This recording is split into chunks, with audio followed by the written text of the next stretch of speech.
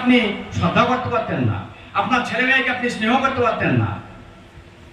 সে শক্তি দিয়ে পাঠিয়েছে, কিন্তু আমরা বেজাগায় শক্তি খরচ করি, অজাগায় অকাম কুকাম করি, তাই শক্তিহীন হয়ে পড়ি।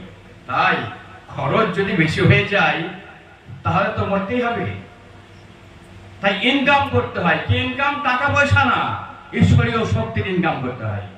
প্রত্যেকটা মানুষ যদি প্রতিজ্ঞা করে যে আমি ঈশ্বরীয় শক্তি ইনকাম করব, তাই আমি বলি, এবং ঠাকুরের কথা, একবার সৎ নাম করা মানে একটা জ্যোতির্বিন্দু ইনকাম করা। একবার সৎ নাম মনন করা, মনন মানে একটা গাছ লাগানো হলো, রেগুলার গাছটা তুললে কিন্তু গাছটা হয় না। গাছটা লাগানোর পরে ভালো করে মাটি, সার, জল এসব দেওয়াটাকে বলা হয় মনন করা। তাই সৎ নাম পাওয়ার পর যত নাম মনে মনে করি, ঠোঁট জিভ না নড়িয়ে একটা করে